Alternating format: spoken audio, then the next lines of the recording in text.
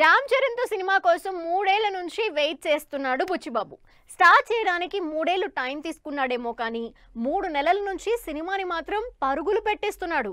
Star హీరోలతో పెట్టుకుంటే సినిమాలు లేట్ అవుతాయన్న ఇప్పటి ట్రెండ్ కి అగెయిన్స్ట్ గా రామ్ చరణ్ తో సినిమాని ముందే రిలీజ్ చేసేసేలా ఉన్నాడు బుచ్చిబాబు.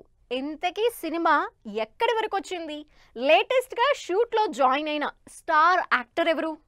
ఉప్పెనతో హిట్ కొట్టినా నెక్స్ట్ సినిమా స్టార్ట్ చేయడానికి 3 ఏళ్లు పట్టింది బుచ్చిబాబుకు. అయితే సెట్స్ మీదకెళ్లడానికి టైం తీసుకున్న బుచ్చిబాబు షూటింగ్ స్టార్ట్ చేశాక మాత్రం రాకెట్ స్పీడ్ చూపిస్తున్నారు. రామ్ చరణ్, జాన్వీ కపూర్ జంటగా తెరకెక్కుతున్న ఈ సినిమా షూటింగ్ ప్రస్తుతం కంటిన్యూ అవుతోంది. లేటెస్ట్ గా ఈ సినిమా షూట్ లో జగపతి బాబు జాయిన్ అయ్యారు. చాలా కాలం తర్వాత మంచి క్యారెక్టర్ గెటప్ ఉన్న రోల్ చేస్తున్నాను అంటూ జగపతి వీడియో పోస్ట్ చేశారు. నవంబర్లో స్టార్ట్ అయిన Ram Charan Buchibabu cinema super fast గా షూటింగ్ జరుపుకుంటోంది. మధ్యలో చరణ్ గేమ్ చేంజర్ షూటింగ్ కోసం బ్రేక్ తీసుకున్నా బుచ్చిబాబు మాత్రం షూటింగ్ కంటిన్యూ చేశారు. 1 year నుంచి ప్రీ ప్రొడక్షన్ పైనే వర్క్ చేసిన బుచ్చిబాబు ఫుల్ ప్లానింగ్ తో సినిమాని తెరకెక్కిస్తున్నారు. లొకేషన్ తో సహా అన్ని ప్లాన్ చేసుకుని బౌండెడ్ స్క్రిప్ట్ తో రెడీ అయిన బుచ్చిబాబు రెహమాన్ తో మ్యూజిక్ సిట్టింగ్స్ కూడా కంప్లీట్ చేసినట్టు తెలుస్తోంది. ఈ స్పీడ్ చూసి నెక్స్ట్ ఇయర్ వరకు కాదు, ఈ సంవత్సరమే సినిమా రిలీజ్ చేసే ఛాన్స్ ఉందంటూ టాక్ వినిపిస్తోంది.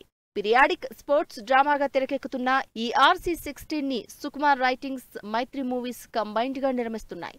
రియల్ ఇన్సిడెంట్స్ ఆధారంగా ఉత్తరాంధ్ర నేపథ్యంలో తెరకెక్కుతున్న ఈ సినిమా రామ్ చరణ్ కెరియర్ లో డెఫినెట్ గా ఓ మైల్ స్టోన్ మూవీ కాబోతోందని ఫుల్ కాన్ఫిడెంట్ గా ఉన్నారు టీం.